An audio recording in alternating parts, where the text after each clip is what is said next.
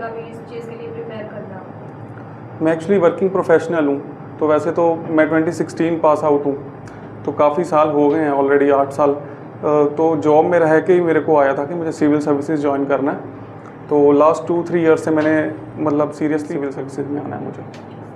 अब जैसे सर ने भी बताया था कि आप जॉब भी कर रहे हो, तो आपने जॉब के साथ अब कैसे मैनेज किया था? क्योंकि हम भी कॉलेज में हैं जैसे, तो वो मैनेज हो नहीं पा रहा अभी। देखो, बीइंग ए वर्किंग प्रोफेशनल या इवन स्टूडेंट्स, तो time management is the most important factor. चाहे वो आप नॉर्मल रूटीन में भी फुल टाइम भी प्रिपेयर कर रहे हो, तो time management is the thing that had to be kept in mind. क्योंकि देखो, पढ़ते तो हर लोग हैं 10-12 घंटे या जो भी है, लेकिन आप उसको कैसे बेटर यूटिलाइज करते हो वो डिपेंड करता है। तो ऐसा नहीं है कि 10-12 घंटे पढ़ने से होगा, अगर जितना भी आप टाइम दे रहे हो आप उसको अच्छे से यूटिलाइज करो। तो मेरे केस में तो मैं ये करता था कि अपने वीकेंड्स को अच्छे से यूटिलाइज करता था। जैसे सैटरडे संडे मेरा ऑफ रहता था, तो 2 दिन मेरे को ये था कि एक हफ्ते में ये 2 दिन तो मुझे अच्छे से अपनी प्रिपरेशन को देने हैं। उसके बाद भी आफ्टर ड्यूटी आवर्स जैसे 5 तक मेरा ऑफिस रहता था, तो उसके बाद 2-3 घंटे या 3-4 घंटे जितना भी निकलता था, तो मैं कोशिश करता था कि दूँ। सर, जो कहते हैं कि 18 आवर्स ही पढ़ना होता है, 18 आवर्स मैंने तो नहीं सुना ऐसा कुछ। मतलब कई लोग कहते हैं कि जरूरी है, अगर इतने घंटे दिए तो ही आप क्लियर कर सकते हैं। क्या ये जरूरी तो नहीं है? अगर मैं यहाँ खड़ा हूँ तो मुझे तो लगता नहीं है बिल्कुल भी ज़रूरी है। शायद मैंने तो 8 आवर्स भी नहीं दिए होंगे एक दिन में, टू बी वेरी ऑनेस्ट। तो मुझे लगता है इसका कोई ऐसा प्री रिक्विजिट नहीं है 18 आवर्स देना। और सबसे बड़ी बात मैं तो ये कहूँगा कि क्वांटिटी तो मैटर ही नहीं करती। देयर इज़ नो क्राइटेरिया कि आप इतने घंटे पढ़ोगे तो ही कुछ होगा। It all depends upon you, depend करता है ना पर्सन टू पर्सन। कुछ होते हैं कि थोड़े टाइम में भी अगर आपका कंसंट्रेशन फोकस अच्छा है तो आप थोड़े टाइम में भी अच्छा कर लोगे। लेकिन वही है कि 10 घंटे किताबों के आगे बैठे रहो और कुछ दिमाग में ना जाए, तो दैट मेक्स नो सेंस। सो मतलब quality is more important then quantity, I would say. Sir, आपको मोटिवेशन कहाँ से मिलता था?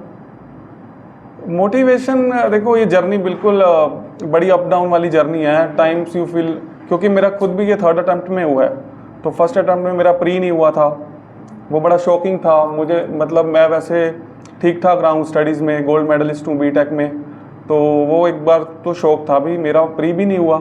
मैं तो तैयारी कर रहा था, तो काफ़ी लो फेज़ रहा। उसके बाद सेकंड में मेरा मेंस नहीं हुआ, तो 3rd अटैम्प्ट में अब मैंने I have made it to the list. तो मोटिवेशन का तो ये है कि आप अपनी फेलियर्स को देखो, have faith in your self, और आपकी फैमिली, आपके फ्रेंड्स रहेंगे आप सपोर्ट करने के लिए। अगर आपका सर्कल अच्छा है तो they will constantly push you कि नहीं, यू कैन डू इट। और आप अपने आप से, मतलब एक्सटर्नल मोटिवेशंस तो देखो बहुत रहेंगी, सबसे बड़ी होती है इंटरनल मोटिवेशन।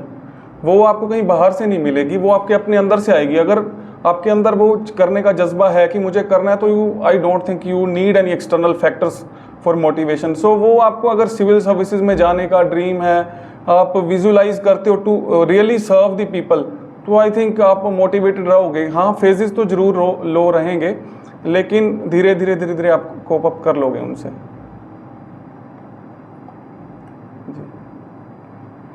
सर, कुछ 3-4 ऐसे स्किल जो आपको लगते हैं कि are very important for cracking any of the exam? सबसे पहले तो मैं कहूँगा डिसिप्लिन होना चाहिए, क्योंकि किसी भी फील्ड में डिसिप्लिन तो चाहिए ही। अगर आप अपनी स्टडीज़ में डिसिप्लिन नहीं है, मतलब एक दिन तो आपने 10-12 घंटे पढ़ लिया, उसके बाद आपने मूवीज़ देख ली या बड़ा ब्रेक आ गया, तो नहीं। और कंसिस्टेंसी होनी चाहिए, आप कंसिस्टेंट रहो, डेली बेसिस पे आपका एक रूटीन होना चाहिए बीइंग अ एस्पिरेंट, कि मुझे इस टाइम पे ये चीज़ें करनी हैं। उसके बाद आपका डिसिप्लिन होना चाहिए, मोटिवेटेड रहने चाहिए आप, अपना रूटीन अच्छा होना चाहिए आपका। मतलब सारी एक्टिविटीज़ जो हैं आपकी प्रिपरेशन के अराउंड होनी चाहिए बेसिकली, क्योंकि मेन मोटो तो आपका वो है ना। तो आप डे की जो बाकी एक्टिविटीज़ हैं उनको इस हिसाब से मैनेज करो कि जैसे सुबह का टाइम है, आप फिगर आउट करो कि what works well for me. सुबह का टाइम मॉर्निंग पर्सन हो या कई रात को पढ़ना ज़्यादा प्रेफर करते हैं, तो you figure out for your self कि आपको क्या सूट करता है। अगर आपको सुबह पढ़ना अच्छा लगता है तो सुबह अर्ली मॉर्निंग उठ के आप न्यूज़पेपर्स पढ़िए, उसके बाद जो भी स्टैंडर्ड बुक्स हैं वो सब पढ़िए। तो यही चीज़ें हैं, डिसिप्लिन और हार्ड वर्क का कोई सब्स्टिट्यूट नहीं है। देखो, वो तो करना पड़ेगा, स्मार्ट वर्क भी ज़रूरी है, but at the same time hard work is also very important. Sir, आपने प्रिपरेशन सेल्फ की या सर कोचिंग से की? मैंने सेल्फ स्टडी ही करी है, क्योंकि एक तो मैं वर्किंग प्रोफेशनल था, तो मेरे पास चॉइस ही नहीं थी कि मैं ऑफलाइन कहीं सेंटर पे जाके कोचिंग लूँ। और उड़ान आईएएस का तो मुझे इंटरव्यू प्रिपरेशन के दौरान ही पता चला था। बेसिकली मेरा 27 मतलब 10-15 डेज़ पहले मेंस का रिज़ल्ट आया था, तो 2 वीक्स ही थे इंटरव्यू के बीच में। तो मेरी इलेक्शन ड्यूटी भी थी, पंजाब में लास्ट फेज़ में इलेक्शंस थे। तो मैं बाय 6 तो मैं फ्री हुआ हूँ जून को। उसके बाद I had only 1 week at my disposal. तो फिर मुझे पता लगा, तो मैं सर के पास आया था उस टाइम पे, और मैंने कुछ ऑनलाइन मॉक्स वगैरह अटेंड करे। सो मतलब थ्रू आउट जर्नी मैंने सेल्फ ही करा है। बेसिकली देखो, सोर्सेज वही सब हैं, हर एक इंस्टीट्यूट भी आपको वही बताएगा, वो अपना मटेरियल दे देंगे, पर उनमें भी चीज़ें तो वही रहने वाली हैं, कंटेंट तो। उसके बाद आपके ऊपर ही डिपेंड करता है। देखो, अगर आपको लगता है कि आपको मेंटरशिप की ज़रूरत है या कोई आपको गाइड अच्छे से बेटर कर सकता है, आपका रूटीन बना रह सकता है, तो आप कर सकते हो। पर मेरा ये मानना है कि कोचिंग प्री रिक्विजिट नहीं है। ऐसा नहीं है कि आप अगर कोचिंग लिए बिना नहीं कर सकते, क्योंकि मैंने जॉब में रह के ही करी है जितनी भी तैयारी। इवन मैंने यूपीएससी का एक अटैम्प्ट दिया है, मैंने लास्ट ईयर मेंस लिखा था। तो थ्रू आउट मैंने खुद से ही करा है, और अगर आप अच्छे से खुद से कर सकते हो तो मैं कहता हूँ उससे अच्छा तो कुछ भी नहीं है। सर, बीच में बहुत बार ऐसा होता है कि माइंड डाइवर्ट हो जाता है कि बस अब नहीं करना, तो उस चीज़ को कैसे मतलब हम मोटिवेट हो सकते हैं उस चीज़ से कि हमारा माइंड डाइवर्ट ना हो कि नहीं हमें ये सब करना है, आगे जिस चीज़ पर मौका लिया उसको हमें कंटिन्यू करना है, तो उसको कैसे करें? देखो, डिस्ट्रैक्शंस तो बहुत बड़ा इशू है इस जर्नी में, और आजकल का जो टाइम है उसमें सोशल मीडिया और ये सब इतना कुछ है कि मतलब आप हो जाते हो डिस्ट्रैक्टेड। लेकिन अगर आपको इस जर्नी में रहना है तो देखो, फोकस तो होना ही पड़ेगा, उसके लिए आपको एफर्ट्स पुट करने पड़ेंगे। और मेरा तो यही मानना है कि आप फोकस्ड होना ज़्यादा डिमांड करता है आपसे रादर देन स्टडिंग। अगर एक बार आप फोकस्ड हो गए, फिर आपको वो मतलब अपने आप से ही आएगा। You don't have to put much efforts. तो डिस्ट्रैक्शंस के लिए तो आप यही है कि minimal use of social media, क्योंकि शो ऑफ ही होता है सोशल मीडिया पे तो ज़्यादातर, ठीक है। और हम we get swayed by others peoples achievements, और खुद को लुक डाउन करने लग जाते हैं कि भाई मेरा दोस्त तो ये कर रहा है, मैं तो कुछ भी नहीं कर रहा, यहाँ प्रिपरेशन कर रहा हूँ बंद कमरे में बैठ के। तो वो चीज़ें आपको हेल्प तो करने वाली नहीं है। सो आप उससे कट ऑफ कर लो अपने आप को, क्योंकि वो अगर हम 2-3 साल नहीं चलाएंगे तो दुनिया तो बदलने वाली नहीं है ना। दुनिया तो कर रही है सोशल मीडिया। तो मेरा भी यही था कि मैं फेसबुक, इंस्टा वगैरह ये सब सोशल मीडिया पे नहीं था। हाँ, व्हाट्सएप था, वो मेरी मजबूरी थी, मुझे करना पड़ता था क्योंकि डिपार्टमेंट में था। यूट्यूब आप यूज़ कर सकते हो, वो भी लिमिट में, क्योंकि उस पर कॉन्टेंट दोनों तरह का है। आपको गाइड करने वाले भी बड़े हैं और मिसगाइडेंस भी बहुत है यूट्यूब पे। सो अपनी डिस्क्रिप्शन यूज़ करो कि क्या मेरे लिए वर्क कर रहा है। ये नहीं कि रैंडम वीडियोस देखते रहे कि मैं तो यूपीएससी की प्रिपरेशन कर रहा हूँ। मतलब ये चीज़ें इतनी ज़रूरत नहीं होती। लिमिटेड यूज़ करो आप हर चीज़ का, तो मतलब चीज़ें आपके लिए वर्क कर जाएंगी।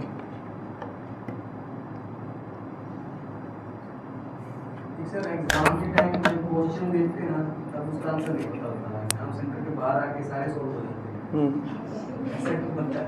क्योंकि बहुत कुछ याद होता है, पर उस टाइम क्या लगता है भाई ये सही होएगा, नहीं ये होएगा, ये होएगा, लेकिन बाहर आके क्लियर हो जाएगा। वहाँ पर क्यों नहीं? ये देखो, ये फैक्टर है स्ट्रेस की वजह से। आप एग्ज़ाम में इतना स्ट्रेस्ड होते हो, अगर आप वही चीज़ फ्री माइंड से अटैम्प्ट करोगे तो आपको उसका सोल्यूशन पता लग जाएगा अगर घर पे बैठ के दे रहे हो। लेकिन वही चीज़ अगर आप एक एग्जामिनेशन हॉल में रियल टाइम में देते हो तो आपके ऊपर इतना स्ट्रेस होता है, तो इसलिए आप अच्छे से सोच नहीं पाते, क्लैरिटी नहीं होती उस टाइम माइंड में। तो इसके लिए आप क्या कर सकते हो, मॉक एक्सरसाइज करो। तो बोलते हैं ना, the more you sweat in the field the less you will bleed in the actual war. So इसलिए मॉक्स अटेंड करो, इससे आपकी ब्रेन की जो है फंक्शनिंग मतलब उस तरह से हो रहेगी, वायरिंग। आप पहले से ही मेहनत करो ना, रियल टाइम फील सोचो कि ये रियल एग्जाम ही है मेरा, मॉक उसी को ही बोलते हैं। तो आप मॉक्स लगाओ, आप PYQs देखो, PYQs से बेटर मॉक्स कुछ नहीं हो सकता, ठीक है। बीट HCS, बीट UPSC, आप उनके प्रीवियस ईयर क्वेश्चंस देखोगे तो मतलब वही आ रहे हैं। इसका मतलब एग्जामिनर का माइंड सेट पता चलता है उससे हमें, क्वेश्चंस फ्रेम उनके। अब इंस्टीट्यूट्स तो अपने बहुत करते हैं, कई तो मतलब 23 का बहुत डिफिकल्ट था पेपर, तो इंस्टीट्यूट्स ने इतनी डिफिकल्ट मॉक सीरीज बनानी शुरू कर दी, तो लोगों के मार्क्स नहीं आ रहे थे, उससे और भी डीमोटिवेटेड फील करते हैं। लेकिन 24 का कंपैरेटिवली इजी आया था पेपर इस बार। सो ऐसा कुछ नहीं है, आप अपने बेसिक्स कॉन्सेप्ट्स को स्ट्रॉन्ग करो। अगर आपकी फाउंडेशन स्ट्रॉन्ग होगी ना, तो क्वेश्चंस कहीं से भी फ्रेम हो, you will be able to answer. So ऐसा कुछ नहीं है। तो मतलब जो आपका आंसर टू योर क्वेश्चन कि आप मॉक्स करो, ठीक है, PYQ सोल्व करो, जो PYQs बुक्स आती हैं जिसमें सोल्व उनके सॉल्यूशंस होते हैं, पहले आप देखो खुद से, मतलब बिना सॉल्यूशन देखे सोल्व करो, फिर आप देखो कि अगर आपका गलत हुआ है तो उसका सॉल्यूशन करो। एनालिसिस बहुत इंपॉर्टेंट है, सिर्फ पेपर सोल्व करना इज़ नॉट सफिशिएंट, उसका एनालिसिस करो कि where did I go wrong, तो उसको रेक्टिफाई करो कि कौन से मेरे वीक एरियाज हैं, उनको आइडेंटिफाई करो, उनको ज़्यादा टाइम दो। तो इस तरह से अगर रियल टाइम में मॉक्स दोगे ना, आप प्रिपरेशन के साथ साथ मेक इट ए हैबिट कि आप मॉक करो एवरी वीकेंड, और अगर क्लोजर टू दी प्रीलिम्स तो फिर हर डेली बेसिस पे भी आप दे सकते हो मॉक्स। अब हमारी क्लास में तो ये प्लानिंग की जाती है कि डेली इनसे मॉक लिया जाए, डेली रिटन प्रैक्टिस करवाई जाती है, रिटन प्रैक्टिस डेली, और डेली चेक करवाया जाता है कि ताकि मुझे पता है कि सफलता के लिए एक ही चीज़ है मॉक टेस्ट। तुम्हें हमसे कितना भी पढ़ा लें, कितनी भी स्टडी करवा लें, लेकिन जब तक मॉक टेस्ट तुम्हारा पूरा नहीं होगा ना, मॉक टेस्ट की देने की प्रैक्टिस नहीं होगी तो ये एग्ज़ाम क्लियर नहीं होगा। इसलिए मेरा ये लक्ष्य रहता है कि कम से कम 200 दिन तो मॉक टेस्ट इनका हो ही हो जी, तो ये मेरा टारगेट रहता है। हाँ, उससे तो सर ये बिल्कुल हैबिचुअल हो जाओगे आप लोग। अगर आप फिर आपको एग्जाम में भी यही लगेगा कि मैं मॉक ही दे रहा हूँ, तो उस हिसाब से आप अच्छा कर लोगे। तो मॉक का तो रहता ही है, देखो प्रैक्टिस जितनी करोगे, practice makes a man perfect, तो जितनी करोगे उतना आपको बेनिफिट मिलेगा। सिर्फ बुक्स पढ़ने से नहीं होता, जब आप मॉक देते हो ना तो आपकी जो पढ़ी हुई चीज़ें हैं वो आप यूटिलाइज करना सीखते हो। पढ़ तो हम बहुत लेते हैं, लेकिन रियल हमें चाहिए क्या कि हमें क्लियर करना है एग्ज़ाम। हमने कोई PhD तो नहीं करनी ना सब्जेक्ट्स में, तो आप अपने आप को इवेलुएट मॉक्स के थ्रू ही कर सकते हो कि वेयर डू आई स्टैंड, तो मुझे क्या इम्प्रूवमेंट का स्कोप है। वो चीज़ें जितना आप मॉक्स दोगे उससे पता चलेंगी आपको। और हमारे जो कौन से क्वेश्चन थे जो हमने इंटरव्यू के दौरान मॉक टेस्ट में लिए, जो तुम्हारे लिए फ़ायदे हुआ इंटरव्यू में? मेरे से तो सर इंटरव्यू में ज़्यादा मेरे बैकग्राउंड से रिलेटेड ही पूछे गए थे, क्योंकि मैं एक एग्रीकल्चर बैकग्राउंड से आता हूँ। तो एग्रीकल्चर तो वैसे भी हॉट टॉपिक है, Haryana being an agrarian state, तो ऑलमोस्ट काफ़ी क्वेश्चंस मेरे एग्रीकल्चर रिलेटेड थे। मेरा डिपार्टमेंट है सॉइल कंजर्वेशन, तो सॉइल और वाटर कंजर्वेशन जैसे depleting water table is a big issue in Haryana, तो उससे भी काफ़ी क्वेश्चंस थे। जनरल क्वेश्चंस भी पूछे गए थे, जो गवर्नमेंट ऑफ इंडिया की स्कीम्स हैं, स्वच्छ भारत मिशन है, सागरमाला प्रोजेक्ट है, या इवन पॉलिटी के थे, सिटीजन चार्टर वगैरह, RTI एक्ट। तो मेरा जैसे कि अब HCS का इंटरव्यू तो ये है कि बड़ा ही कॉन्फिडेंशियल सा रहता है, ना तो इसमें आपको अपना नाम रिवील करना होता है, आप कहाँ से बिलोंग करते हो, सिर्फ अपना एजुकेशन में भी डिग्री बतानी होती है, कौन से कॉलेज से पढ़ा ये भी नहीं बताना होता। तो जो भी आप बताओगे ना वहाँ पे उसी से ही क्वेश्चंस आएंगे, जो आंसर करोगे उससे काउंटर क्वेश्चन होंगे। तो basically interview is a personality test. वो बार बार ये चीज़ आती है कि नॉलेज तो देखो आपकी टेस्ट हो चुकी है प्री में, मेंस में, तभी आप इंटरव्यू स्टेज तक पहुँचे हो ना। तो that is basically test of your personality कि अगर आपको एडमिनिस्ट्रेशन में लेके आते हैं तो how will you deal with those. आपको रियल टाइम सिचुएशंस दे देंगे। मेरे से पूछा कि आपको यूनियन एग्रीकल्चर मिनिस्टर बना दिया है, तो ये जो फार्म इश्यूज हैं, फार्म प्रोटेस्ट हो रहे हैं, MSP का इशू है, how will you tackle this. तो रियल टाइम की अगर आप ब्यूरोक्रेट बनते हो तो how can you help the government, how can you come up with innovative solutions, because you have to be the policy makers in the end. जब आप higher levels पे जाओगे, सेक्रेटरीज बनोगे, you are the policy makers, you are the implementation agency as well. So वो आपका mindset देखते हैं कि are you able to become an able administrator, या सिर्फ बुक्स पढ़ के ही वहाँ पहुँचे हो। तो बेसिकली पर्सनैलिटी का टेस्ट है, इसलिए होलिस्टिक पर्सनैलिटी अपनी होनी चाहिए आपकी थ्रू आउट प्रिपरेशन। मतलब मैं तो ये मानता हूँ कोई सेग्रीगेटेड प्रिपरेशन नहीं है प्री, मेंस और इंटरव्यू, ये अपने आप में एक होलिस्टिक प्रिपरेशन है। आपकी इंटरव्यू की प्रिपरेशन सिर्फ आपकी मेंस के रिजल्ट के बाद शुरू नहीं होती। अगर मेरी हुई होती तो एक हफ्ते में मेरे से नहीं कुछ हो पाता। तो ये थ्रू आउट ईयर आपकी चलती है। Interview is basically test of your personality, और पर्सनैलिटी कोई एक दिन में या महीनों में भी नहीं बनती, ठीक है, it is a matter of years. So आप उस हिसाब से अपने आप को देखना शुरू करो। You visualise yourself as civil servants and you imbibe those qualities which are required to be a civil servant. जो क्या चाहिए क्वालिटीज़, अगर आप एक एबल सिविल सर्वेंट बनना चाहते हो, आप में लीडरशिप होनी चाहिए। आप क्योंकि आपको गाइड करना है लोगों को, you will be the leader of your team, ठीक है। तो आपके decisions, your decisions will be impacting a lot of people, ठीक है। Your one signature can change the lives of millions of people, ठीक है। सो वो सारी चीज़ें रख के वो पर्सपेक्टिव, एक पॉजिटिव माइंडसेट से, पॉजिटिव माइंडसेट रखो हमेशा। डाउट रहेंगे लेकिन फेलियर्स को स्टेपिंग स्टोन्स की तरह लो, ठीक है, वो उनसे सीखो। अगर मान लो मैं वर्किंग प्रोफेशनल था तो मुझे तो ये था कि मेरा बैकअप है, मैं आराम से रिलैक्स करके भी रह सकता था 3 अटेम्प्ट्स में जैसे हुआ है। तो डोंट गिव अप, अगर आपको लगता है कि आप में पोटेंशियल है तो सूनर और लेटर आपको मिल जाएगी वो चीज़, ठीक है। अच्छा, अब ये बताइए आप कि जैसे आपकी पोस्टिंग मिलेगी तो आपके प्राइमरी मोटिव, प्राइमरी लक्ष्य क्या होगा आपका, क्या करना चाहेंगे आप लोगों के लिए? सर अब जैसे मुझे BDPO अलोकेट हुई है पोस्ट, तो इसमें मैंने ऑलरेडी सर्विस में रह के इलेक्शन ड्यूटीज़ में भी काम किया है, तो आई नो कि what is the job profile of a BDPO। So you are basically the incharge of a block which consist of around 40 to 50 villages. So बहुत स्कोप है आपको काम करने के लिए। हम सभी लगभग रूरल बैकग्राउंड से आते हैं, मैं खुद भी रूरल बैकग्राउंड से हूँ, गाँव से बिलोंग करता हूँ, तो हम देखते हैं कितना स्कोप है गाँव में डेवलपमेंट का, चाहे गलियाँ बनवानी हो या पॉन्ड्स का रिजुवेनेशन करना हो, ठीक है, और प्लांटेशन एक्टिविटीज़ करनी हो, बहुत मल्टीपल डाइवर्स अपॉर्चुनिटीज़ होती हैं आपके पास काम करने के लिए। तो एक विल पावर और एक पॉजिटिव माइंडसेट होना चाहिए। तो मुझे लगता है रिसोर्सेज की कोई कमी नहीं होती, ठीक है, विल पावर होनी चाहिए। अगर आप वाकई में ही कुछ करना चाहते हो लोगों के लिए तो बहुत it offers U a diverse set of opportunities और आप बहुत अच्छे से यूटिलाइज कर सकते हो उस चीज़ को। और ये स्टूडेंट स्ट्रेस से कैसे डील करें? स्ट्रेस सर बिल्कुल आपका बड़ा क्वेश्चन रेलेवेंट है। आजकल के टाइम में स्ट्रेस हम फील करते हैं, it is very natural to feel stress at times. अब मैं आज आके यहाँ बोल रहा हूँ, बड़ा चिल लग रहा हूँगा, लेकिन स्ट्रेस तो आता है इस प्रिपरेशन में, क्योंकि ये जर्नी इतनी डिमांडिंग है, अनसर्टेन है, यू नेवर नो कि क्या रहेगा। हर एक स्टेप पे इतने स्टेप्स हैं, एक भी स्टेप पे फोल्टर किए तो फिर से प्री से वहीं से शुरुआत करनी है। तो देखो स्ट्रेस से डील करने के लिए वो you work out for your self. मेरे लिए तो ये था, मैं मेडिटेशन करता हूँ तो मेरे को तो वो चीज़ बड़ी हेल्प करती है, और आप अगर गॉड में बिलीव करते हो तो वो चीज़ भी आपको बड़ा पावर देगी। अगर आप मानते हो कुछ भी हो सकता है, वो आप किसी भी इष्ट देवता हैं आपके या जो भी हैं, बट हैव फेथ कि you have someone by your side. आपकी फैमिली का सपोर्ट होगा, मेरा बहुत सपोर्ट रहा है मेरी फैमिली का मेरी जर्नी में, तो आप उनके साथ बैठो, आप अपनी ग्रीवियंसेस डिस्कस करो। मैं अपनी मदर के साथ इतनी देर, मतलब जॉब से कई बार इतना एग्जॉस्ट होता था, मन नहीं करता था, ऐसा होता था कि छोड़ दूंगा, अब ये प्रिपरेशन नहीं हो पाएगा, ठीक है ये जॉब है ना, अब यहाँ पे भी SDO हूँ मैं, क्या ज़रूरत है ये सब करने की। लेकिन फिर वहाँ से मोटिवेशन मिलती थी, तो मम्मी भी कहते थे कि, और इसको एक तरह से मतलब आप वो मत लो एक बर्डन लेके तैयारी नहीं होगी, ठीक है। और मतलब वो थोड़ा फिलोसॉफिकल तो साउंड करेगा ये, लेकिन मैं तो बोलूँगा जो गीता का मैसेज है ना, निष्काम कर्म, सच में अगर आप उसमें इम्बाइब अपने आप को करने लगो ना, तो you will get that strength कि आप अपने एफर्ट्स पुट करो, you don't bother about the results, ठीक है, results will come on their own. अब मुझे इस बार जो मैंने दिया, मतलब आप मानोगे मेरा प्री इसका फरवरी में हुआ था, 27 फरवरी को इसका रिजल्ट आया था। सिर्फ 1 महीना था मेंस के लिए भी, उसमें आपको ऑप्शनल भी पढ़ना था, GS भी करना था, हिंदी इंग्लिश भी करना था। हिंदी में आपका इतना टच नहीं रहता है, वो आप 10th तक पढ़े होते हो, आउट ऑफ टच हो जाता है। लेकिन इस बार था कि मतलब अपना बेस्ट देना है इरिस्पेक्टिव ऑफ द रिजल्ट्स।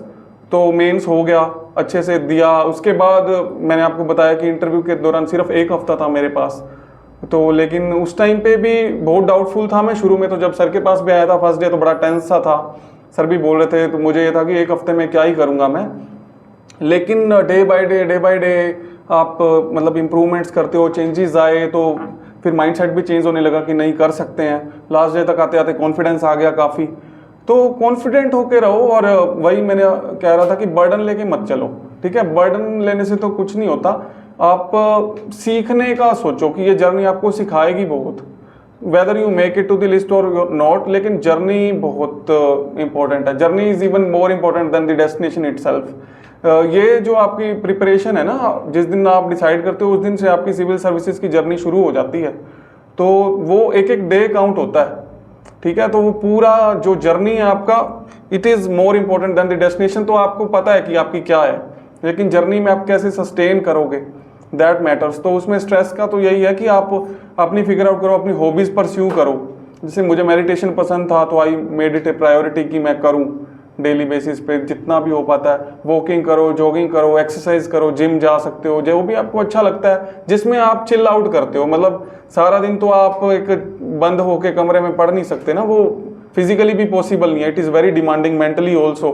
सो अपने चिल आउट करने के लिए एवेन्यूज ढूंढो, जहाँ भी आप मूवीज़ भी देख सकते हो वंस इन अ वीक। ऐसा कुछ वो नहीं है कि अगर आप इस प्रिपरेशन को कर रहे हो तो भाई दुनिया से कट ऑफ हो गए, सन्यासी बन गए, ऐसा कुछ नहीं है।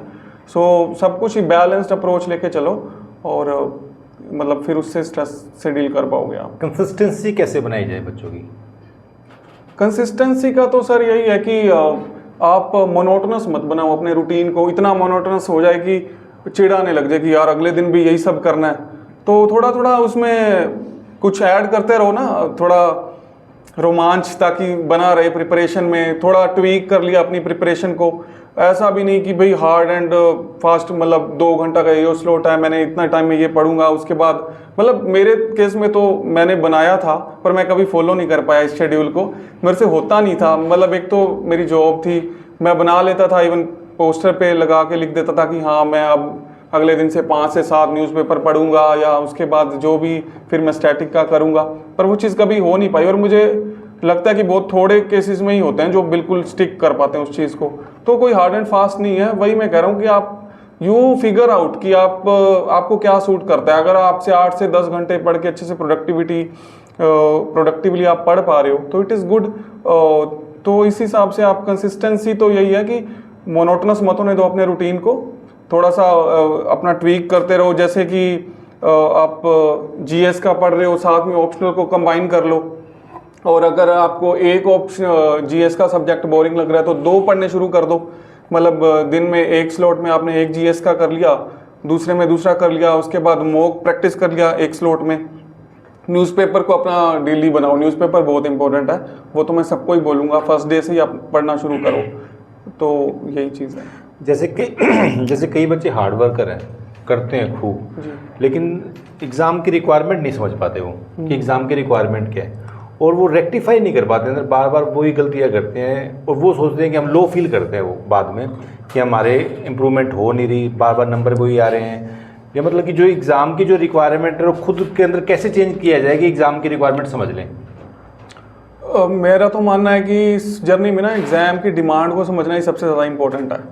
हम मतलब हार्ड वर्क के पीछे भागते रहते हैं, यूपीएससी का टैग है या एचसीएस का, कि भाई बड़ी मेहनत करनी पड़ती है, परसेप्शन है, नो डाउट करनी पड़ती है, पर स्मार्ट वर्क भी इम्पोर्टेंट है। अगर आप मतलब पॉलिटी की लक्ष्मीकांत को 10 बार पढ़ लो, और अगर आपसे एग्जाम में बेसिक कॉन्सेप्ट ही पूछ लिया उन्होंने, फंडामेंटल्स, आप उसको आंसर नहीं कर पा रहे तो इट मेक्स नो सेंस कि आप चाहे 10 बार पढ़ो या उसको 20 बार पढ़ो। लेकिन वही अगर आपने अच्छे से रीड करा है, उसको समझने की कोशिश करी है, चाहे वो फिर 2 से 3 बार ही क्यों ना पढ़ा हो, तो it will go a long way in your preparation. तो वही है कि आप इसको एक तो बर्डन मत बना के चलो और स्मार्टली थोड़ा वर्क करो, एग्जाम की डिमांड को समझो। उसके लिए मैंने बोला पीवाईक्यूज का एनालिसिस बहुत इंपॉर्टेंट है। डे 1 से ही आप किसी भी सब्जेक्ट को उठा रहे हो ना, तो सबसे पहले उनके पीवाईक्यूज देखो कि अब मान लो लक्ष्मीकांत पॉलिटी का सबको पता होगा ना आपको, तो क्या करते हैं बच्चे की पॉलिटी तैयारी करनी है तो लक्ष्मीकांत उठा के पढ़ने लग जाएंगे, चाहे समझ आ रहा हो कुछ ना आ रहा हो। लेकिन आप जब क्वेश्चंस देखोगे कि यूपीएससी या स्टेट सिविल सर्विसेज किस टाइप के क्वेश्चंस पूछते हैं, उनकी डिमांड क्या है, तो आपको समझ आएगा कि मुझे इस तरह से पढ़ना है, इस तरह से बुक्स को पढ़ना है कि ये चीज़ें मुझे आनी चाहिए अगर इस तरह के क्वेश्चंस पूछे जा रहे हैं। तो rather than mugging up all the facts, data, figures, उसका कोई भी पॉइंट नहीं है। आप एग्जाम की डिमांड को समझ के उसके अकॉर्डिंगली स्मार्टली पढ़ो, ठीक है। तो आप उससे आपका जो हार्ड वर्क है वो स्मार्ट वर्क में भी कन्वर्ट हो जाएगा और रिजल्ट्स भी आपको दिखेंगे। जैसे सर कहते हैं 360 डिग्री एनालिसिस करके फिर पढ़ना चाहिए, वो सही है? बिल्कुल। आप क्या समझते हो 360 डिग्री एनालिसिस से? मतलब कोई भी टॉपिक है वो सिर्फ बुक में ये नहीं देखना इसमें 4 लाइन दी हुई है, इसमें 4 लाइन दी हुई है तो इसका क्रक्स निकालो, ये 4 लाइन क्यों दी हुई है, इसका ये होती तो क्या होता, ये ना होती तो क्या होता। हाँ, जैसे अब आजकल यूपीएससी या स्टेट सिविल में स्टेटमेंट टाइप क्वेश्चंस आते हैं, तो आप स्टेटमेंट्स की बात कर रहे हो, जो 4 स्टेटमेंट्स हैं, तो आपका ड्यूटी सिर्फ ये नहीं कि उसका आंसर फाइंड आउट कर लिया तो your job is done, no. हाँ, आप उसको 360 डिग्री मतलब होलिस्टिकली उन 4 स्टेटमेंट्स को स्टडी करो। हो सकता है नेक्स्ट एग्जाम में वही स्टेटमेंट में से क्वेश्चन निकल के आ जाए, सो स्टेटमेंट्स को अच्छे से स्टडी करो। और 4 स्टेटमेंट से, क्योंकि 4 क्वेश्चन हो गए वो 4 स्टेटमेंट से, अगर आपने उसे अच्छे से कर लिया तो बिल्कुल आप इवन जो ऑप्शंस भी पूछे जाते हैं ना क्वेश्चंस में, उनको भी एनालिसिस करो। सपोज इन्वायरमेंट में जैसे वो वेटलैंड साइट्स आती हैं, तो उन्होंने पूछ लिया कुछ पर्टिकुलर, मतलब रामसर कन्वेंशन में साइट है, तो आप जो 4 ऑप्शंस हैं उनमें 4 को स्टडी करो, क्योंकि अगर यूपीएससी ने वो 4 ऑप्शंस दिए तो कुछ सोच समझ के डाले होंगे। वेटलैंड साइट्स तो बहुत सारी हैं इंडिया में भी, वो 4 ही क्यों, इसका मतलब वो कुछ इंपॉर्टेंस रखती हैं। तो उनको स्टडी करो, उससे आपको और कुछ फैक्ट्स पता चलेंगे। सो इस तरह से होलिस्टिकली 360 डिग्री जैसे आप बोल रहे हो उस तरह से एनालिसिस करो। अगर आप पिछले 10 से 15 साल का इस तरह से होलिस्टिकली एनालिसिस कर लेते तो मैं मानता हूँ कि आपके लगभग सारे कॉन्सेप्ट्स ही क्लियर हो जाएंगे सब्जेक्ट्स के। फिर तो आपको ब्रश अप करनी है चीज़ें, रिवीजन करनी है, रिवीजन बहुत इंपॉर्टेंट है। और don't run after multiple resources, ठीक है। एक सब्जेक्ट की लिमिटेड रिसोर्सेज रखो, मैक्सिमम 1 से 2 बुक्स, क्योंकि लास्ट टाइम पे आप उनको रिवाइज नहीं कर पाते, और जब तक रिवीजन नहीं होती, रिवीजन ही सबसे ज़्यादा इंपॉर्टेंट है। आप लक्ष्मीकांत को प्री से 1 दिन पहले नहीं पढ़ सकते पूरा, और एक बुक नहीं है, मल्टीपल बुक्स हैं। सो अपने नोट्स बना लो, अगर आपको लगता है कि आपके नोट्स मतलब बेनिफिट कर सकते हैं आपको, वो भी बड़ी पर्सनल चीज़ है। मेरा कहने का मतलब ये नहीं है कि नोट्स मेकिंग प्री रिक्विजिट है, ठीक है, मैंने नहीं बनाए थे प्री में, लेकिन अगर आपको लगता है कि आपको वो हेल्प कर सकते हैं तो अपने शॉर्ट नोट्स बना लो, वो चीज़ें आपको रिवीजन में बड़ी हेल्प करेंगी। रिवाइज करना बड़ा इंपॉर्टेंट है। देखो, इतना पढ़ना मल्टीपल बुक्स को नहीं है, लेकिन एक ही बुक को आप बार बार पढ़ो, क्योंकि ना दिमाग की एक लिमिटेड कैपेसिटी है रिटेन करने की, तो हम कुछ लिमिटेड डेटा माइंड में रख सकते हैं। आप अगर मल्टीपल सोर्सेज के पीछे भागोगे कि भाई पॉलिटी की मैं लक्ष्मीकांत भी पढ़ लूँ, डी बासु पढ़ लूँ, कॉन्स्टिट्यूशन भी पढ़ लूँ, तो वो चीज़ें लास्ट टाइम में आपको हेल्प नहीं करेंगी। सो एक ही सोर्स पकड़ लो और उसी को मल्टीपल टाइम्स पढ़ो, चाहे उसके नोट्स बना लो, चाहे बुक में ही हाईलाइट कर लो। तो वो चीज़ें आपको अगर लास्ट में आप करोगे तो फिर वो माइंड में भी रहेंगी और एग्जाम में रिप्रोड्यूस भी हो जाएंगी। सर कोई पर्टिकुलर रिसोर्स या फिर स्ट्रैटेजी आपको लगता है कि पर्टिकुलरली वो आपके लिए वर्क की है, आपकी हेल्पफुल रही है through out the journey? Strategy तो देखो, जैसे मैंने बताया, सबसे पहले तो अपना PYQs को देखो। किसी भी चीज़ में PYQ से आपको एक आइडिया लग जाएगा, ब्रॉड आइडिया, कि ये इस तरह की चीज़ें पूछी जा रही हैं, ये इंपॉर्टेंट टॉपिक्स हैं। अब हर एक सब्जेक्ट में सारे टॉपिक भी इंपॉर्टेंट नहीं होते, तो प्रायोरिटी से चलो, ठीक है, क्योंकि यूपीएससी का सिलेबस इतना वास्ट है कि अगर आप हर एक चीज़ को इक्वल इंपॉर्टेंस देने लगे तो कभी फिनिश नहीं होगा वो, ठीक है। तो प्रायोरिटी डिसाइड करो टॉपिक्स की, पर्टिकुलर सब्जेक्ट्स में भी। अब पॉलिटी में भी फंडामेंटल राइट्स, DPSPs, प्रीएम्बल, ये सब बड़े इंपॉर्टेंट टॉपिक्स हैं। इनसे हमेशा यूपीएससी पूछता ही है, कोई साल ऐसा नहीं है जिसमें इसमें क्वेश्चन ना आया हो, ठीक है। तो इनको प्रायोरिटी दो, इनको अच्छे से पढ़ो, बार बार इनको देखो, सामने पेस्ट कर लो अपने रूम में, ताकि रोज़ उसको देखो तो वो चीज़ें रिटेन रह जाएं। ज्योग्राफी के अपने फंडामेंटल स्ट्रॉन्ग करो, NCERTs हैं ज्योग्राफी के लिए, तो उनको बार बार पढ़ो। ज्योग्राफी टेक्निकल सब्जेक्ट है, तो आपके कंसेप्ट क्लियर होने चाहिए ज्योग्राफी में, तो वो चीज़ें करो। इस हिसाब से मतलब इकोनॉमी में भी हर एक सब्जेक्ट के मतलब आपके फंडामेंटल्स का गेम है ये बेसिकली। उसी में से घुमा फिरा के स्टेटमेंट को कॉम्प्लेक्स बना देंगे आपको कंफ्यूज करने के लिए, पर अगर आपके कॉन्सेप्ट्स क्लियर है तो आप निकाल लोगे, और उसमें इतना स्कोप रहता है एलिमिनेशन का भी, ठीक है। अगर आपके मतलब यूपीएससी में भी या किसी भी एग्जाम में शोर तो किसी को भी नहीं आता होता सारे क्वेश्चंस, 100 में से हार्डली 20-30 क्वेश्चंस आपको बिल्कुल श्योरिटी के साथ आते हैं जो आपको लगता है कि आप सोल्व कर सकते हो। बाकी तो आपको इंटेलिजेंट गैसिंग ही करनी होती है, और वो गैसिंग तभी होएगी जब आपने पढ़ा होगा, आपकी चीज़ें क्लियर होंगी दिमाग में, ठीक है। तो एलिमिनेशन का गेम है, एलिमिनेशन तभी कर पाओगे आप जब आपको आइडिया होगा चीज़ों का, क्योंकि एलिमिनेशन के बिना तो आप अटैम्प्ट्स ही नहीं कर सकते ज़्यादा। अगर आप सोचो कि जितना शॉर्ट हूँ उतना ही करूँ, फिर तो भाई बहुत कम अटैम्प्ट्स होंगे। लेकिन आप अपना इंटेलिजेंट गैसिंग करके, और अगर आपसे 1-2 ऑप्शंस एलिमिनेट हो पा रहे हैं तो आप उसमें अपना इंटेलिजेंट गैसिंग करके करो, और मोस्ट केसेस में अगर आपने अच्छे से पढ़ा है, क्लियर है चीज़ें, तो सही हो जाता है क्वेश्चन। तो इस तरीके से अपना करो। NCS और UPSC दोनों की प्रिपरेशन सेम है? ऑलमोस्ट आप बोल सकते हो। देखो सिलेबस तो सेम ही है ऑलमोस्ट। जनरल स्टडीज़ की अगर हम बात करें तो वही सारे सब्जेक्ट्स हैं, history, economy, polity, geography, environment. लेकिन अगर मेन स्टेज की बात करें, प्री में तो यूपीएससी में भी और HCS में भी GS और CSET का होगा, ठीक है, 2 पेपर्स होते हैं। उसके बाद जो मेन स्टेज है उसमें डिफरेंस है। HCS में 4 पेपर्स होते हैं, एक GS का, एक हिंदी, एक इंग्लिश और एक ऑप्शनल सब्जेक्ट का। और जो मेंस है यूपीएससी का, उसमें 9 सब्जेक्ट्स होते हैं। उसमें आपके GS के 3 रहेंगे, GS 1, 2, 3, एक GS 4 है, वो एथिक्स का है, अलग सब्जेक्ट है वो HCS में नहीं होता है। 2 ऑप्शनल के पेपर होते हैं उसमें, 4 और 2 6 ये हो गए। उसके बाद एक हिंदी और एक इंग्लिश का और एक एस्से का, तो टोटल 9 पेपर होते हैं उसमें। मतलब कुछ यूपीएससी का जो सिलेबस है मेंस में वो थोड़ा ज़्यादा है HCS से, ठीक है, पेपर्स ज़्यादा हैं। एथिक्स वगैरह जो सब्जेक्ट है, या एस्से का अलग से पेपर है, ऑप्शनल के 2 पेपर हैं उसमें, तो बाकी जीएस की बात करें तो ऑलमोस्ट प्रिपरेशन तो सेम ही रहेगी आप। अगर आप आईएएस की तैयारी करने लग जाए तो एचएसएस की तैयारी अपने आप हो जाएगी। बिल्कुल। टाइम टेबल कैसा होना चाहिए? वही मैंने जैसे पहले बताया, बहुत ही पर्सनलाइज क्वेश्चन है, तो आप अपने हिसाब से उसको डिज़ाइन करो। इसमें मैं आपको कुछ नहीं बता सकता कि आप सुबह 5 बजे उठो, या आप मॉर्निंग पर्सन हो सकता है मैं सुबह बोल दूं आपके लिए वो वर्क ना करे वो चीज़। कई बार रात को कईयों को बेटर समझ आती हैं चीज़ें। So you figure out for yourself. आप पढ़ने बैठो, you give the sitting hours, then you will figure out कि मेरे लिए क्या वर्क कर रहा है। अगर आपको लग रहा है मेरी प्रोडक्टिविटी दिन के टाइम ज़्यादा है तो आप दिन में शेड्यूल बना लो अपना।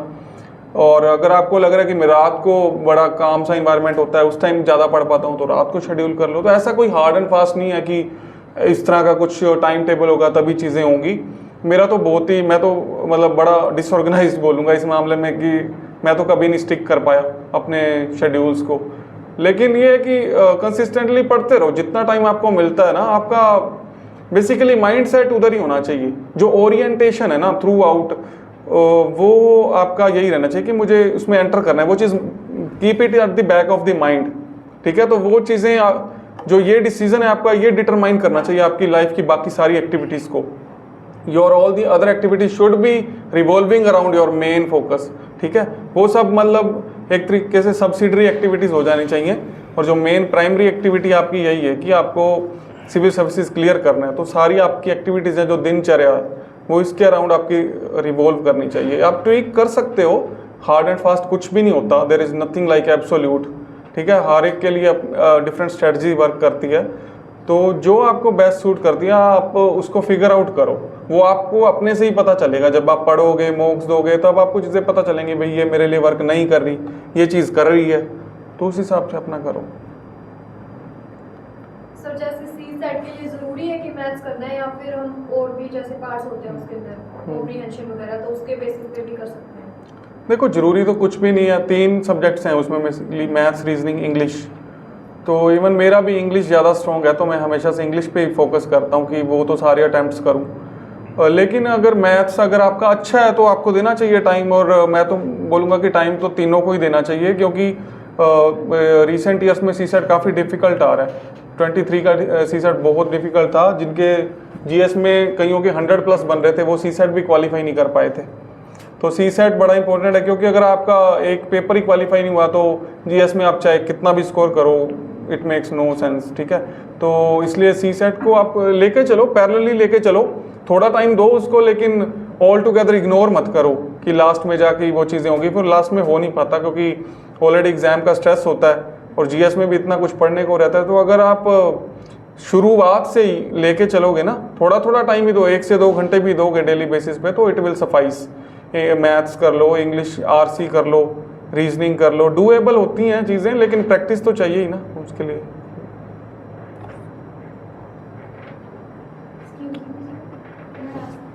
Yeah, sure. Economics, like, is it that important subject in economics? Is that important for exam? Of course it is important, like सारे सब्जेक्ट्स ही देखो इम्पोर्टेंस रखते हैं, but UPSC has this pattern of asking questions. Sometimes the economics questions may come around 10 to 15, in another year 6 to 7 questions, so you never know ki what the UPSC is going to ask. So you should have the command over all these subjects, and economy is a important subject, be it from the point of pre or mains, because mains में भी एक separate paper है, उसमें economics का काफ़ी syllabus आता है। तो इकोनॉमिक्स के लिए आप मतलब थोड़ी सी इकोनॉमिक्स के लिए डाउट रहता है बच्चों को कि सोर्स कौन सा फॉलो करें, तो उसके लिए आप यू ट्राई टू मतलब आप 1 से 2 या 3 सोर्सेज को पकड़ो और उसको आप पढ़ना शुरू करो, और आप फिर देखो कि आपके लिए क्या सफिशिएंट है, क्योंकि बहुत ब्रॉड सब्जेक्ट है इकोनॉमिक्स। तो मेरे केस में कई बोलते हैं कि मृणाल सर के अच्छे हैं वीडियो लेक्चर्स और नोट्स, लेकिन वो काफ़ी बल्कि हैं, तो मेरे पास इतना टाइम नहीं था, इतनी लग्जरी नहीं थी कि मैं उनको पढ़ के और फिर वो सारे 1200 पेजेस के नोट्स भी पढूं। तो मैंने तो एनसीईआरटीज़ पढ़ी थी। आप एनसीईआरटी से शुरुआत करो, जो इंट्रोडक्शन टू मैक्रो इकोनॉमिक्स है, या Indian economic development 10th class की है, सॉरी 11th की है, तो आप उनसे आपके फंडामेंटल्स क्लियर हो जाएंगे इकोनॉमिक्स के। मैंने श्रीराम IAS के नोट्स पढ़े थे, वो थोड़े से मतलब एडवांस जो टॉपिक्स हैं इकोनॉमिक्स के वो कवर करेंगे। तो ऐसा नहीं है, मतलब सारे ही सब्जेक्ट्स हैं जो इक्वल वेटेज रखते हैं, बट आप इग्नोर नहीं कर सकते किसी भी सब्जेक्ट्स को। क्योंकि आपको नहीं पता कि एग्ज़ाम में आप किस सब्जेक्ट में वीक रह जाओ और वही आपके लिए एक पेनल्टी बन जाए, ठीक है। तो इसलिए आप किसी भी चीज़ को फॉर ग्रांटेड लेके नहीं चल सकते। ये नहीं है कि आप एक सब्जेक्ट तो बहुत अच्छा कर गए और दूसरा आपने बिल्कुल ही इग्नोर कर दिया, क्योंकि मतलब इस पूरी जर्नी में कहीं ना कहीं वो चीज़ आपके काम आ ही जाएगी। अगर प्री से आप बच के निकल गए तो मेंस में वो चीज़ पूछी जाएगी। अगर वहाँ इकोनॉमिक्स स्ट्रॉन्ग नहीं है वहाँ फोल्टर कर जाओगे।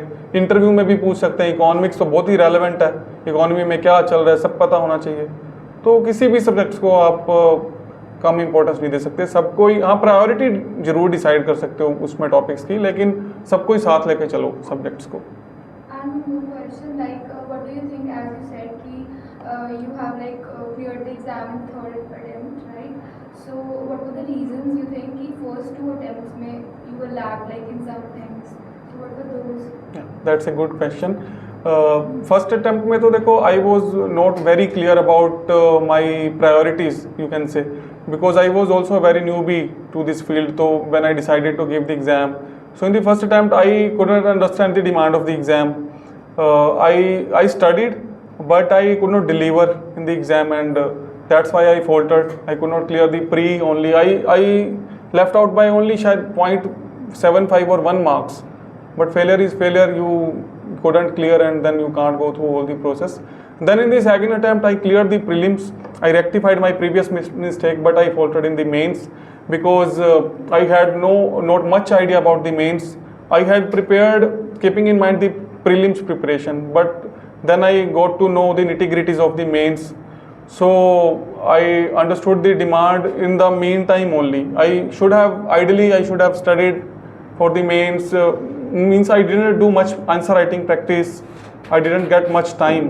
So now in the third attempt I rectified all my previous mistakes like pre, then mains I had already failed once. So I improved upon that. I did answer writing. I revised my subjects multiple times. My optional also improved because it was my first attempt at optional also. So all these things worked for me, and I made it Some to. people are like very slow in writing, and however they practice, they lag some or the other way. So what do you think? Like, how should we like practice the answer writing? Then the way should be, like put on the answers on the sheets so that it could highlight some points and things like that. So answer writing is very important part, I will say, क्योंकि देखो it will not आपको एक दिन में नहीं लिखना आ जाएगा. It requires a lot of brainstorming as well as आपकी स्पीड अच्छी होनी चाहिए, लेजिबल भी होनी चाहिए राइटिंग. आप इतना स्पीड फास्ट लिखो कि एग्जामिनर पढ़ ही ना पाए उस चीज़ को, तो उस चीज़ का भी. तो सारी चीज़ों को बैलेंस करके चलो. आप इनिशियली अगर आपको ज़्यादा टाइम लग रहा है तो डोंट पैनिक. लगेगा, वो बहुत नेचुरल है, क्योंकि हम में से कोई भी इतना अडेप्ट नहीं होता कि हम फर्स्ट टाइम में कुछ भी कोई पूछ रहा है तो उसका बड़ा परफेक्ट आंसर कर देंगे. इनफैक्ट मेरी जर्नी में भी I always use to doubt कि ये क्वालिटी आंसर नहीं है, इसमें बहुत स्कोप है, और हमेशा ही वो लगेगा. लेकिन ये जो इनर्शिया है ना आंसर राइटिंग का, ये ब्रेक करना बहुत ज़रूरी है. इवन मेरे केस में भी ये बड़ा मुश्किल से ब्रेक हुआ. मैं हमेशा से ये सोचता था कि एक अच्छा आंसर, परफेक्ट आंसर लिखूं, लेकिन उसको लिखने के चक्कर में आप लिखते ही नहीं हो, आप सोचते ही रह जाते हो. तो लिखना शुरू करो. गंदे आंसर लिखोगे आप, कोई बात नहीं, आपको ऐसे लगेगा इससे गंदा आंसर तो हो ही नहीं सकता, शायद यही सबसे मेरा गंदा आंसर मैंने ही लिखा है. लेकिन ऐसा कुछ नहीं है. With time you will improve, you will get to know the nitty-gritties. आप इवेलुएट कराओ अपनी कॉपीज मेंटर से. अगर आप यहाँ पे आ रहे हो, सर से इवेलुएट कराओ, आपको फीडबैक देंगे कि कहाँ आप इम्प्रूव कर सकते हो. आप एड्रेस करो, डिमांड ऑफ द क्वेश्चन को एड्रेस करो. मेंस में सबसे इंपॉर्टेंट जो है ना आंसर राइटिंग में, कि एग्जामिनर पूछ क्या रहा है. लोग क्या करते हैं कि टॉपिक पढ़ा, ये जो भी उसके बारे में पता टेप दिया, तो that will not fetch you marks. Are you able to meet the demand of the question? क्या एग्जामिनर पूछ रहा है, आपने वो इंट्रोडक्शन में, बॉडी में, कंक्लूजन में एड्रेस करी हैं वो चीज़ें? आपने प्रायोरिटी क्या रखी है चीज़ों की? क्योंकि लिमिटेड स्पेस है आपके पास. 2 शीट्स हैं, 10 मार्कर में, 15 मार्कर में 3 पेजेस हैं. तो लिखने को तो बहुत कुछ है, लेकिन आपने क्या लिखा है उसमें? आपने प्रायोरिटी चीज़ों की किसको इंपॉर्टेंस दी? आपकी प्रेजेंटेशन क्या, आपने डायग्राम्स यूज़ करें, आपने फ्लो चार्ट्स यूज़ करें हैं. बड़ी मल्टीपल चीज़ें हैं, क्योंकि एग्जामिनर उसके पास कोई एक कॉपी तो आने से रही, मल्टीपल कॉपीज़ हैं, उसके पास ना इतना टाइम है. अगर अपना आंसर अट्रैक्टिव होगा, वो पढ़ने में इंटरेस्टेड होगा, आपने कुछ अलग से यूनिक अपना पर्सपेक्टिव दिया है, तो आपको मोर मार्क्स आएंगे. और मेंस में तो एक मार्क्स मैटर करेगा. आपका वो रैंक, आपकी इंटरव्यू कॉल उससे डिसाइड होगी. सो आंसर राइटिंग वही है कि प्रैक्टिस ही है इसका, और कुछ भी नहीं है। आप अपना इनर्शिया ब्रेक करो, जैसा भी आ रहा है शुरू में लिखो, ठीक है। धीरे धीरे आपको फीडबैक मिलेगा, आप उस पर इम्प्रूव करो, फिर आपके आंसर बेटर होते जाएंगे। आप खुद देखना, अपनी एक नोटबुक लगा लो कि फर्स्ट आंसर मेरा कैसा था और कुछ महीनों के बाद या कैसा लिख रहा हूँ, तो आपको फ़र्क पता चलेगा उसमें, क्वालिटी में। सो विद टाइम आप इम्प्रूव करोगे, और ये कंटिन्यूस प्रोसेस है, आप कभी भी परफेक्शन नहीं रीच कर सकते। इवन D-Day पे भी आप ऐसा परफेक्ट आंसर नहीं लिख पाओगे, सभी के साथ होता है ये। तो एग्ज़ाम टाइम में जितना आप ग्रास्प कर पा रहे हो, जितना ब्रेनस्टॉर्म कर पा रहे हो, अच्छे से उसको लिखो, शीट पे अच्छे से प्रेजेंट करो, तो आपको मार्क्स मिल जाएंगे।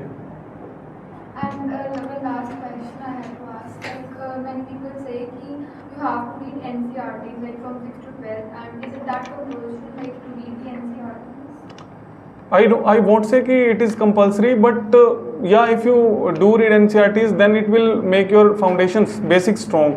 अगर आप शुरू से ही मतलब स्टैंडर्ड बुक्स को पढ़ना शुरू करोगे, तो you may not be able to grasp all these concepts, because क्योंकि हमने अपने 10th या 11th 12th में जैसे स्ट्रीम्स डिफरेंट हो जाते हैं, तो ह्यूमैनिटीज़ वालों ने शायद पढ़ा होगा, लेकिन साइंस स्ट्रीम या कॉमर्स स्ट्रीम वालों ने वो चीज़ें इतनी डिटेल में नहीं पढ़ी होंगी। सो आप अगर 11th 12th की NCERTs पर्टिकुलरली या 9th 10th ऑनवर्ड्स पढ़ते हो, तो आपके फाउंडेशन स्ट्रॉन्ग हो जाएंगे उससे, और फिर आप स्टैंडर्ड बुक्स को जो उसमें थोड़े एडवांस कॉन्सेप्ट्स हैं उनको अच्छे से ग्रास्प कर पाओगे। सो मेरा मानना है कि या NCERTs आपको स्टार्टिंग में तो NCERTs से शुरुआत ही करनी चाहिए। Thank you. अब 2025 में IAS बन के लौटे गए, तब दोबारा इसके इंटरव्यू लेंगे हम लोग। और कोई क्वेश्चन है तो पूछ सकते हैं आप। आपने न्यूज़पेपर वाला पार्ट कैसे किया?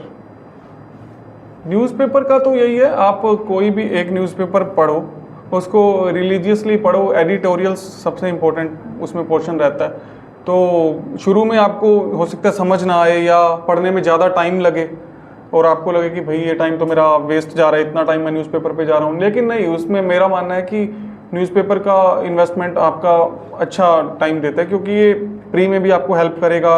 जो दुनिया में चल रहा है रेलेवेंट टॉपिक्स, UPSC की टेंडेंसी है कि वही पूछता है, मेंस में तो बहुत हेल्प करता है। आप उससे न्यूज़पेपर से रिपोर्ट्स, डेटा कोट कर सकते हो अगर आप डेली बेसिस पे पढ़ रहे हो। कुछ लोग तो सेपरेट नोट्स भी बनाते हैं न्यूज़पेपर के, मैंने तो अपने केस में नहीं किए थे, लेकिन अगर आपको लगता है तो आप कुछ रेलेवेंट फैक्ट्स हैं जो, या रिपोर्ट्स हैं इंटरनेशनल बॉडीज़ की, वो चीज़ आप बना सकते हो। सो न्यूज़पेपर का यही है कि आप कोई भी एक न्यूज़पेपर, बीट हिंदू और इंडियन एक्सप्रेस, वो आप एक पढ़ना शुरू करो। अगर आपको उससे भी मान लो नहीं वो समझ आ रही चीज़ें, तो ट्रिब्यून से शुरुआत कर लो, ठीक है। और हिंदी वालों का तो मैं नहीं बता पाऊँगा, मैंने इंडियन एक्सप्रेस पढ़ा था पर्सनली, तो मतलब उसको प्रायोरिटी बनाओ। न्यूज़पेपर तो आप पढ़ो, धीरे धीरे आपको ना समझ आने लग जाएगा, 1-2 महीनों में तो आपको इंटरेस्ट हो जाएगा। इनफैक्ट आपको लगेगा कि ये चीज़ें तो मैं रोज़ ही पढ़ रहा हूँ स्टैटिक, लेकिन न्यूज़पेपर में डेली बेसिस पे कुछ नया आ रहा है, तो you will be incline to read newspaper. So newspaper को तो प्रायोरिटी बनाओ ही, क्योंकि ये तो हर स्टेज में आपको ना हेल्प करेगा। But ऐसे डिटेक्ट कैसे करेंगे कि which news is much more important? Like ऐसा होता है ना कि some news are like vague, it's not that important to read those, but we read whole newspaper, so that wastes our time as well. तो ऐसे हम कैसे detect करेंगे within some interval of time, but how should we select it कि इतना importance देना चाहिए? This also will be able to differentiate after some certain time. When you will continuously read ना, you will know on its own कि मतलब अब जो headlines हैं, बड़ी मसाला न्यूज़ है, वैसे तो इतनी नहीं रहती न्यूज़पेपर्स में, लेकिन फिर भी आपको लगेगा जो डेली रूटीन में एक्टिविटीज़ हो रही हैं, तो मतलब जो कि तड़क भड़क सी हेडलाइंस बना रही हैं, वो चीज़ें आप अवॉइड कर सकते हो। बेसिकली जो एडिटोरियल्स हैं, देखो वो सबसे इंपॉर्टेंट है, क्योंकि उसमें एक्सपर्ट्स के ओपिनियंस होते हैं, व्यूज़ होते हैं, और वो लगभग जो चीज़ न्यूज़ में रहती है उसी पे ही रहते हैं ओपिनियंस, तो वो चीज़ आपकी मेंस में हेल्प करेगी, प्री में हेल्प करेगी। बाकी जो चीज़ें हैं कि जो स्कीम्स अगर कोई गवर्नमेंट की लॉन्च हो रही हैं, तो उस चीज़ को आप पढ़ो। अगर वो मेन न्यूज़ में है, मान लो उज्ज्वला स्कीम है या कुछ भी कोई भी स्कीम लॉन्च हो रही है, तो उसकी निटी-ग्रिटीज़ क्या हैं, क्योंकि इस तरह के क्वेश्चंस आते हैं हमारे। तो इस तरह से आप आइडेंटिफाई कर लोगे। जब आप इस प्रिपरेशन में घुसोगे ना, तो आपको सारी डिमांड समझ आने लग जाएगी धीरे धीरे टाइम के साथ कि मेरी प्रिपरेशन कैसे अलाइन हो रही है इसके साथ। आपको खुद ही लगेगा कि ये चीज़ it is not relevant to my preparation.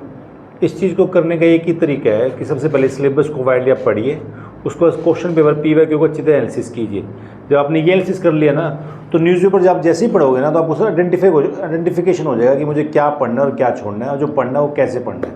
इसका यही तरीका है। सिलेबस का सर ने बड़ा इंपॉर्टेंट बोला, सिलेबस को तो अपना प्रिंट आउट करके पेस्ट कर लो और उसको डेली देख लिया करो, तो इससे आपका एक पर्सपेक्टिव बना रहेगा कि मुझे I have to read between this are my limits, कि I don't have to venture beyond this limits. ऐसे तो पढ़ने को बहुत कुछ है, लेकिन वो सिलेबस से कन्फाइन रह के कि वो क्या वो चीज़ें हेल्प कर रही हैं मुझे, सिलेबस में रिफाइन हो रही है मेरी प्रिपरेशन उससे, तो अपना सिलेबस को ध्यान में रख के अपनी सारा पर्सपेक्टिव आपको उस हिसाब से होना चाहिए। मैं स्पेशली इनको 20 डेज़ का ना सिलेबस और पीबीक्यू का एनालिसिस करवा रहा हूँ अब मैं, जी सर। कि ताकि मतलब आइडेंटिफिकेशन हो सके। खुद से पढ़ने की कैपेसिटी नहीं होती बच्चों के अंदर की बात, केवल वो मल्टी डायमेंशनल फैक्ट नहीं जान पाते। तो मेरा पर्पज़ अब यही है कि सिलेबस इनको करवाया जाए और पीबीक्यू करवाया जाए अच्छे से। तो न्यूज़पेपर का भी जैसे आप यहाँ पे आके रीड कर सकते हो, सर से पूछ लो अगर आपको लग रहा है कि क्या रेलेवेंट है, अगर वो चीज़ें आपको दिक्कत आ रही है उस चीज़ में। बाकी पढ़ोगे तो विद इन 1 और 2 मंथ्स आपको खुद ही पता लग जाएगा कि क्या चीज़ें मेरे लिए रेलेवेंट हैं और क्या नहीं। And were there some points in your life while studying, like in this journey, where you felt like being lazy or a bit less motivated? तो फिर आप क्या करते? वो मैंने आई थिंक एड्रेस्ड पहले भी, लेकिन उसमें यही है कि आपको you have to have your internal motivation. ठीक है, एक्सटर्नल फैक्टर्स तो रहेंगे, अप्स डाउन्स रहेंगे इस जर्नी में। आप at times you will feel very low, you won't feel like studying, you will feel like giving up, आपको फेलियर्स मिलेंगे। तो देयर विल बी टाइम्स जब आप बहुत लो होगे, तो उस टाइम में आप बैठो, अपने साथ बैठो, आप अपनी हॉबीज़ परस्यू करो, अपने पेरेंट्स के साथ बैठो, फैमिली के साथ बैठो, यू डिस्कस जो भी आपके what is there in your mind. तो हो सकता है आपके पेरेंट्स या आपके जो भी पीयर्स हैं उसको बेटर एड्रेस कर पाएँ चीज़ को। अगर आपको कुछ चीज़ बोदर कर रही है, कई बार शेयर करने से वो चीज़ें सोल्व हो जाती हैं। और मतलब ये बड़ा नेचुरल है, आपको लगेगा तो इसको ये समझ लो कि it is a part of the journey. मतलब हैप्पी डेज नहीं जाने वाले आपके रोज़ के, तो लो फेजेस बहुत आएंगे उसमें। तो अपने इसको कोप अप करना सीखो। कैसे कर सकते हो आप? अपनी हॉबीज़ परस्यू करना शुरू करो, जो चीज़ आपको रिलैक्स करती है। आप कोई भी अपनी एक हॉबी परस्यू कर सकते हो। जब आपको लो लगे, आप नहीं पढ़ने का मन कर रहा, तो मत पढ़ो उस टाइम पे। अपना कुछ भी गाना गाने का मन करता तो गाना गा लो, डांस करना चाहते हो तो डांस क्लासेस ज्वाइन कर लो, कोई फिजिकल एक्टिविटी कर लो, जॉगिंग या जिम ज्वाइन कर लो। सो जिसमें भी आपको मतलब थोड़ा सा आप स्टडीज से डाइवर्ट हो सको, क्योंकि सारा टाइम आप पढ़ नहीं सकते। ठीक है, तो उस टाइम पे वो चीज़ आपके लिए मोटिवेशन का ही काम करेगी। और हमेशा अपना जो गोल है वो हमेशा माइंड में रखो कि अगर मैं लगा रहूँगा तो वन डे और अनदर मैं कर लूँगा इस चीज़ को। तो इससे आपको मतलब मोटिवेशन बना रहेगा। अपने टीचर्स का सपोर्ट लो, मेंटर्स का, वहाँ पे शेयर करो, उनके साथ बैठो।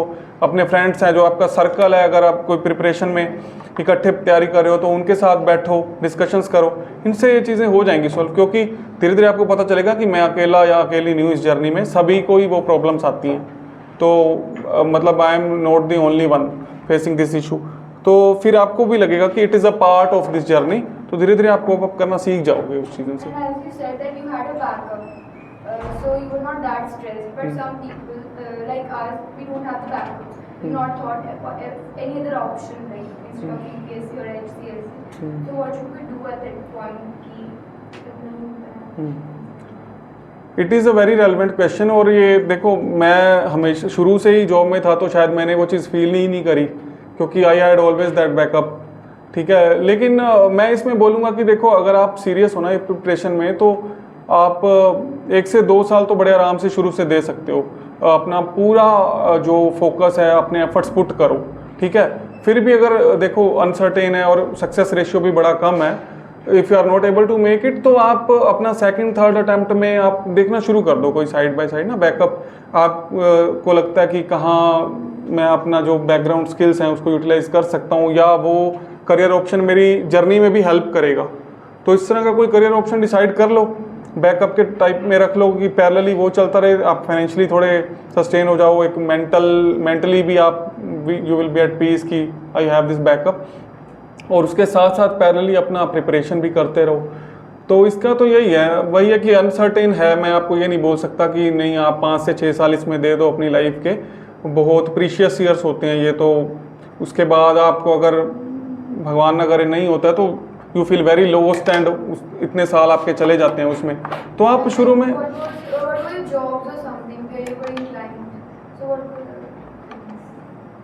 मेरे को तो एज सच मैंने फिगर आउट नहीं किया, क्योंकि due to my educational background, like I have done BTech in agricultural engineering. So just after my graduation, I joined Punjab National Bank as agriculture officer. That was related to my background only. Then I left there and I joined as soil conservation officer in soil conservation department, Punjab government. That was also my field.